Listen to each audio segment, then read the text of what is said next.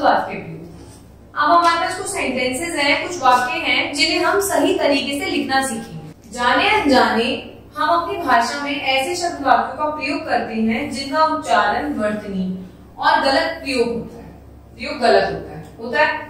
आइए कुछ ऐसे वाक्य पढ़ें जिनका हम सही नहीं बोलते। हमें आपसे पूछना था, इसको हम क्या लिखेंगे? मुझे आपसे पूछना था।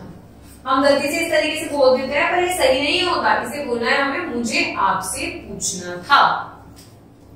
दादी जी आप कहाँ गए?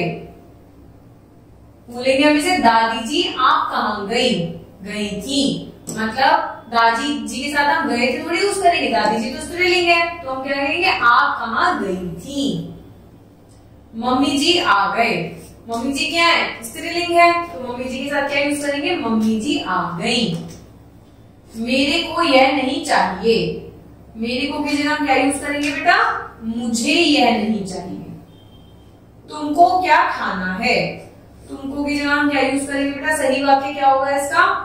तुम्हें क्या खाना है। पेड़ में मत चढ़ो, क्या पेड़ के अंदर कोई चढ़ सकता है? तो में गलत लगा हुआ है इसमें। पेड़ पर मत चढ़ो, पेड़ के ऊपर ही तो चढ़ा जाएगा।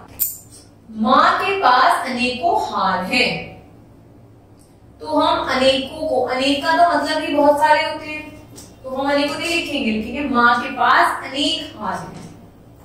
वह तुम्हें क्या सिखा रहे थे? तो हम वह की जगह यूज करेंगे वे तुम्हें क्या सिखा रहे थे। ये मेरा बस्ता नहीं है, तो हम क्या यूज करेंगे? यह मेरा बस्ता नहीं है। हमें जब वाक्य हम बोलते हैं तो हमें ध्यान रखना पड़ता है कि हम सर्वनाम, विशेषण, क्रिया किस तरीके से उपयोग करते हैं। हम कितनी सारी चीजें पढ़ते हुए आए हैं। हमने क्रिया भी पढ़ी, सर्वनाम भी पढ़ी, संज्ञा भी पढ़ी, लिंग भी पढ़े, वचन भी पढ़े, तो इन सबको ध्यान में रखते हुए हमें अपना वाक्य प्रयोग करना चाहिए। मेरा बाल घना नहीं है, बाल तो बहुत सारे होते हैं, तो मेरे बाल घने नहीं है। पानी बरस रही है, पानी क्या होता है? पुल्लिंग होता है, तो हम क्या लिखेंगे? पानी बरस रहा है।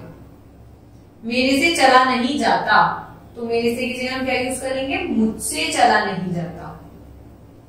मेरा मित्र बहुत खुश था, मेरा मित्र बहुत खुश था, तो बिल्कुल सही है, मेरा मित्र बहुत खुश था। पिछले रविवार को हम पिकनिक जाएंगे, पिछले रविवार को हम जाएंगे, तो ये तो दोनों सेंटेंस गलत हो गए। पिछले रविवार को हम गए थे तो सही होता। अगर हम जाएंगे तो रविवार कौन सा होगा? आने वाला रविवार, आगामी रविवार को हम पिकनिक जाएंगे। एक 60 पन्नों की कॉपी दे दीजिए। एक और 60 एक साथ कैसे आ सकते हैं? तो लिखेंगे 60 पन्नों वाली कॉपी दे दीजिए। एक 60 पन्नों वाली एक कॉपी, एक 60 पन्नों वाली कॉपी नहीं। मुझे एक फूलों की माला चाहिए, एक भी है फूलों भी है, पर मुझे चाहिए फूलों की माला एक, तो क्या लिखेंगे? मुझे फूलों की माला की एक माला चाहिए।